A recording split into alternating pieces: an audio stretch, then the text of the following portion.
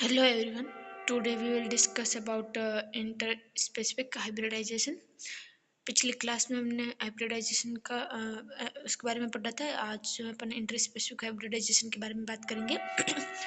Crossing और mating between two different species of the same genus is refers to as interspecific hybridisation.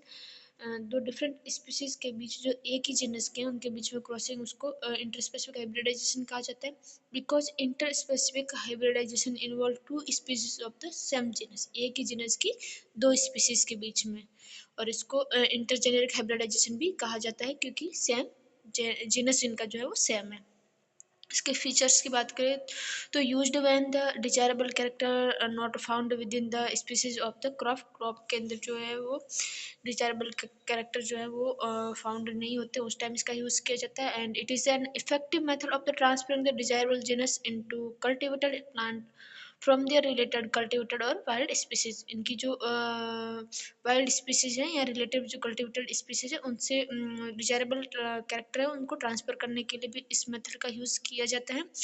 More successful in vegetatively propagated species like sugarcane and potato than in seed propagated species. ज़्यादातर ये किस में use किया जाता है? Vegetative propagated जो crops होती है उसके अंदर, और उसके बाद सीड प्रोपोगेटेड स्पीसीज के अंदर। इसके कुछ क्रॉसेस है, जैसे fully fertile crosses. Interspecific crosses are fully fertile between those species that have completely chromosomal homology. मतलब नॉर्मल पेयरिंग एट म्योसिस के टाइम जो नॉर्मल पेयरिंग होती है उसको कंप्लीटली क्रोमोसोमल होमोलॉजी कहा जाता है। और जिन क्रॉप स्पीसीज में कंप्लीटली क्रोमोसोमल होमोलॉजी पाई जाती है उसके अंदर जो है वो फुली फर्टाइल इंटरस्पेसिफिक क्रॉसेस होता है। फर्स्ट अपन इसमें एक एग्जांपल से समझते हैं। गॉसिपियम हिर्सुटम एंड गॉसिपियम बारबेंडेंसिस, इनके बीच में क्रॉसेस करवाया तो आपकी F1 जो है वो फुली फर्टाइल होगी। और गॉसिपियम अर्बोरियम और गॉसिपियम हर्बेसियम के बीच में करवाया तो भी आपको F1 जो है वो फुली फर्टाइल मिलेगा। पार्शली फर्टाइल क्रॉसेस की बात करें तो interspecific crosses are partially fertile between those species which different in chromosome number but have same chromosome in common. जिनके क्रोमोसोम नंबर डिफरेंट है, लाइक दिस आप इसमें देख सकते हैं। वीट इसका एग्जांपल है। इसमें 2n=42 एंड 2n=28 दे रखा। टेट्रिकम ड्यूरम में 28 है और टेट्रिकम एस्टिवम में 42 है। तो इनमें जैसे क्रोमोसोम नंबर जिसमें डिफरेंट है, इसके बीच में अगर आप क्रॉसिंग करवाएंगे तो आपको F1 जो मिलेगा वो कैसा मिलेगा?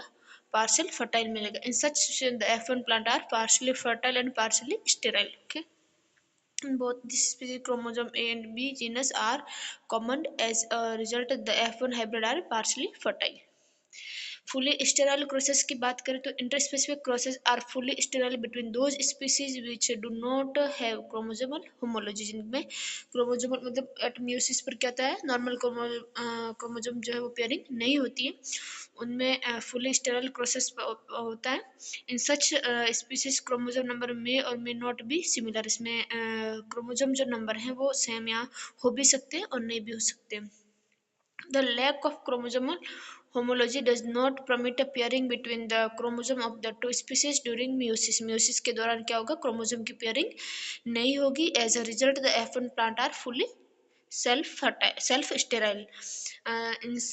तो इसमें क्या होगा? F1 आपका जो है वो स्टेराइल मिलेगा। Such hybrid can be made self fertile by a doubling of chromosome through colchicine treatment. इसमें जो है आपका F1 जो है इसमें कॉल्सिजन ट्रीटमेंट करेंगे तो आपको F2 जो है फुली फर्टाइल मिलेगी। इसमें टोबैको के एग्जांपल से समझते हैं। निकोटिया साल्वेस्ट्रिस और निकोटिया टोमेटोस के बीच में अगर क्रॉसिंग करवाई है तो F1 जो आपको मिला है वो स्टेराइल है, और इसमें कॉल्सिजन ट्रीटमेंट दिया गया है तब देते हैं तो आपका जो निकोटिया टोबैकम जो है वो फुली फर्टाइल होगा। इसमें 2n=48 टेट्राप्लॉइड मिलेगा। इसके आगे जो है अपना होगा इंटरजेनेरिक हाइब्रिडाइजेशन, जिसको अपन नेक्स्ट वीडियो में समझेंगे। आज के लिए इतना ही। Thank you.